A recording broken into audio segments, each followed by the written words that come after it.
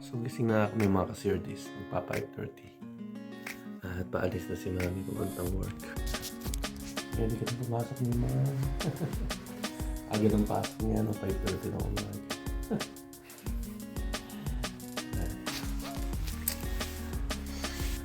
Papasok na si Mrs. Ingat, see you later. Daan ka ba sa Sibs? Hindi na. Okay.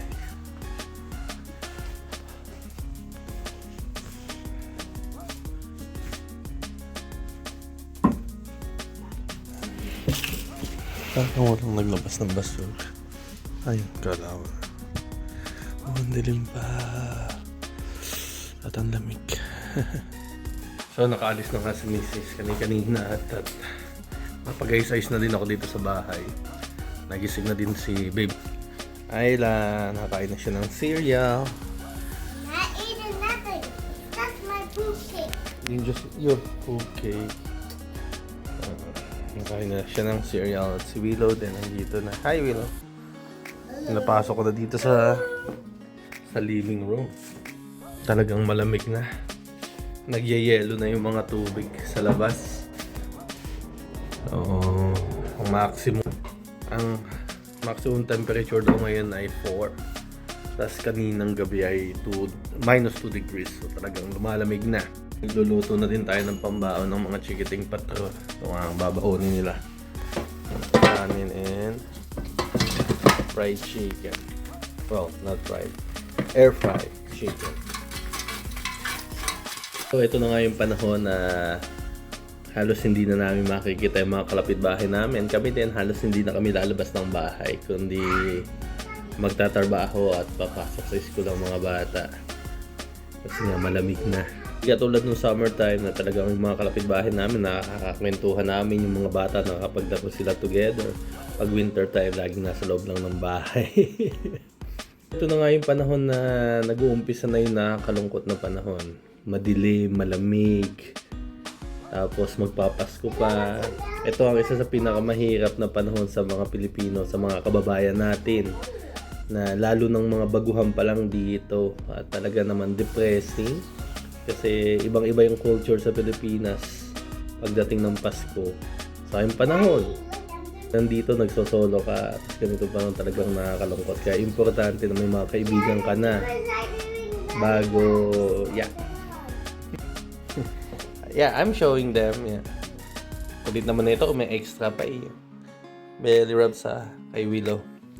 So, napaka-importante na may mga kaibigan ka na dito sa Belgium or kahit sa ibang bansa sa abroad bago pumasok ang panahon na to. Kasi kung hindi, talagang mahihirapan ka makapag-adjust. Tingnan natin si Ate Macy. Siyempre, diretso kay Willow. Ay, may event pala sila sa school. Play day daw ngayon. Buong araw lang silang maglalaro. At pwede silang mag-costume ng pang-animal. Are you gonna be? A bat. A bat? A bat. A bat? A bat. Alright. You can put some face paint also. So you got your black nose, you know, no? Okay. Alright, get ready na. Ready na nga sila pagpasok sa school. Kailangan daw nila mag-costume, animal costume. Are you a bear? Ate Macy, put your head off. And Ate Macy is a bat. Ate Macy is a bat and Ayla is a bear. Okay. And we are ready. Hi girls! Ang aking mga animal girls. Andito na nga kami sa school. Look for your classmate, May. Si Berche. Kaming mga nakawansing mga chikiting patrol, nakakatuwa.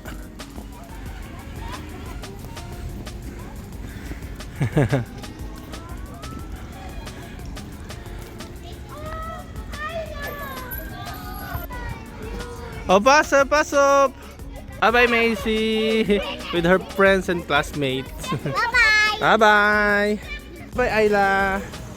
Ang kushi-kushi. Alright, naihatid na natin ang mga girls. So, next Lalakad muna natin sa Willow Che. Well, ramdam na nga talaga ang lamig. At lagi nang basa ang sahig. Siyempre. So pagkatapos kong inayusan yung mga bata, natin sa school, ayun naman, lakad natin si Willow dito sa woods. Siyempre, routine yan. Para lahat healthy, lahat masaya. Pati ang aso natin. Putik na. Pero tuloy pa din. Hindi tayo mapipigilan ilakad ang ating aso. Para happy. Tuntua naman ang aso natin. Na pamasyal siya. Nakapag-burn siya ng energy. Kailangan ng aso yan. Hindi sila talaga magandang laging nasa loob lang ng bahay. Kailangan nilang everyday walk. Okay, bahay na kami. Magliligpit lang ako ng konti. Tapos mag-relax na ako. Mamaya-maya pa ang pasok ko. At kakain pala ako ng gahan. Okay, nakapag-refresh na nga tayo. Ngayon kakain tayo. At yan, ang resulta pag nailakad ng aso. Hindi makulit. Knockout lang sa isang lugar. So, ayusin muna natin tong kusina. Lagay lang natin yung mga... So, ayusin lang natin tong kusina. Lagay lang natin yung mga madudumi sa dishwasher.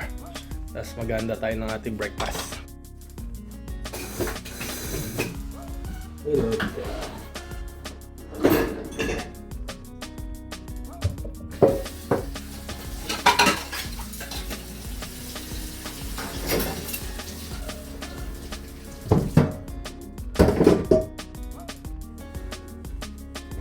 Okay, nalinis na natin ang kusina. Lumipat na din yung aso sa sabay niya. Okay, gawan tayo breakfast. Tatabas tayo dun sa favorite na tinapay ni Mima. Tingnan natin ang palaman. Kung alang agahan natin yan, tinapay ni Mrs. Saka goat cheese. Sarap tong goat cheese na to. Na may herbs yan.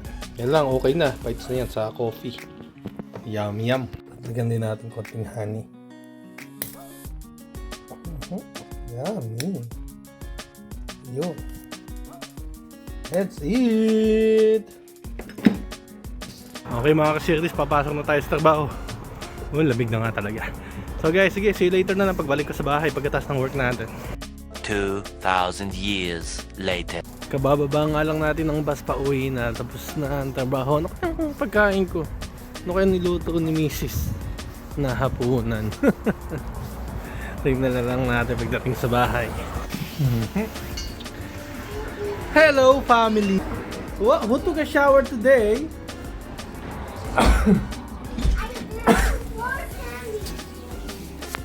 Did you? You're drinking water? Is that water? Oh, be careful, sit down. Yeah, it's water. Everyone, cheers! Cheers! Happy. Okay. Yan ang aking hapunan.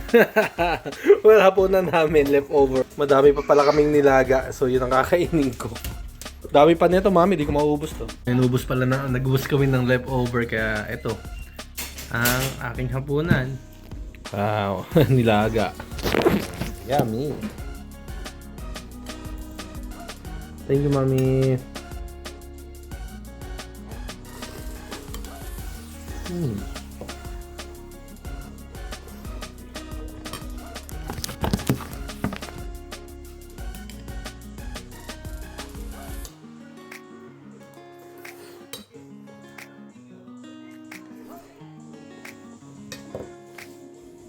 Grabe, ang daming sinerve ni mami pagkain sa akin, no? Hindi ako Oo. Kano kadami, honey? Good for 3 days yata yung kinain ko. Nasira ang diet natin para lang hindi makapagtapon ng pagkain. Check my cavities. Baliw. Alright guys, salamat po sa pagpanood. Hope you like this video. This is This Family. Filipino Family in Belgium. And this is makulit na apong. Okay, say bye-bye na to us. Bye. Bye. Bye-bye, mami. Oh, may kiss pa. Busog na busog ako. Bawal matulog. 1 hour pa bago makatulog. Para hindi sumama ang sigmura.